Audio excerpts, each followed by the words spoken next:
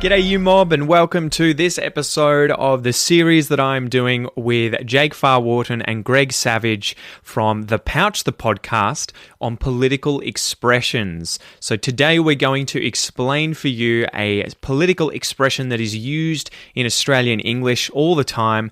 Don't forget to go and check out their podcast, The Pouch, if you want to learn about all things Australian politics. So guys, I hope you enjoy this informal, fun discussion. Three guys getting together, having a bit of a laugh, whilst talking about Aussie politics and also trying to teach you some Australian English at the same time. All right, guys, so tap the currawong and let's get into it. Gerrymander. I love gerrymandering. Hey, go for it. Greg's I really like him too. Greg, do you want to take this one? Well, I mean, I don't know if I can give the good definition. I just know that on our podcast, when we brought up gerrymandering, I was like, it just sounds like old dirty underwear, doesn't it? I love it. Where does Jerry keep his mandarin? Yeah. Well, I'm not sure, but he should certainly clean it. So I think you might need to field this one again, Jake, because I'll mess it up. But yeah, you go ahead. So we have these things called electorates, essentially, and electorates are they're geographic boundaries, but they are meant to be balanced on essentially a certain number of people. If it's a state like Western Australia, it's normally about 100 to 150,000, plus or minus about 20,000, I think it is.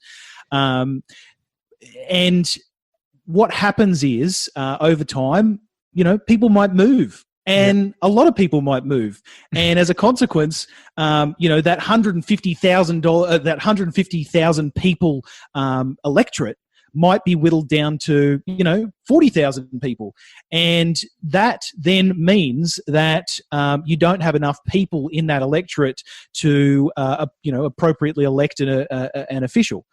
So you have a committee called a independent redistribution committee, and they redraw the electoral boundaries to ensure that we do have an adequate distribution of population around geographic areas. Now, what gerrymandering is essentially, and it doesn't happen too often. It has happened in the past in Australia, but it's very well known to happen in the US. And in the most recent election. Exactly. And in some other countries as well. And that's what happens when you have one political party that is severely partisan and wants to keep themselves in power.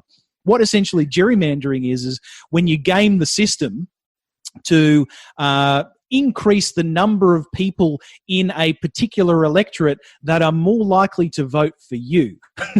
So what that means is, in some ways, or actually a great example is where you organise for a bunch of really wealthy suburbs to be included in your electorate, and that's how we get a what do we call it again? A blue something seat. A blue ribbon seat. Blue ribbon seat. That's how you get a blue ribbon seat. Well, that's one way to get a blue ribbon seat anyway. Is when you essentially game the system to increase the number of people who are more likely to vote for you in an electorate. But this is also, it's not an easy thing to do. Talk at the best time. Talk at the same time.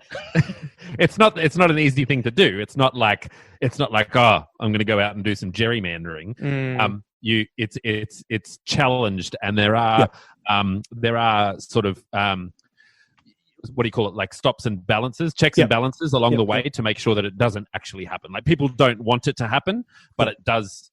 It doesn't happen so much in Australia as I think in the United States. Because does it happen with other things too? Not necessarily as Jake explained, but where you say set up the days or the times or the places where people can vote. Yep.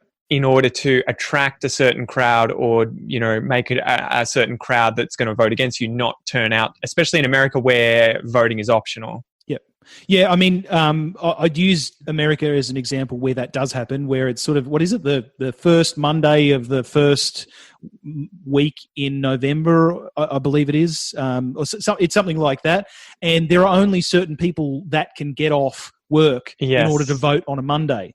And also when you consider that November is freaking cold across many of the states in America, then you further dilute the number of people who can travel. And then when they decrease the number of places where you can actually go to vote, it decreases it further. So yes, that is an example of gerrymandering in practice. In Australia, thankfully, in Australia, not only do we vote on a Saturday or a Sunday normally, we have postal voting, early voting. You can vote for weeks prior to an election at certain electoral centres. So yeah, we're pretty equitable in terms of being able to access your right and requirement to vote. Thanks for joining me today, guys. I hope you enjoyed this episode. I hope you learnt a little something new, and I hope that you improved your listening comprehension, as I know that sometimes it's difficult to listen to 3 native speakers all talking over the top of each other about a certain, topic in conversation, but that's the whole point of this sort of series. It's to give you exposure to advanced English discussions, chats, everything like that, so that you can work on your listening comprehension whilst also learning about Australia, Australian politics, and some English vocab about politics.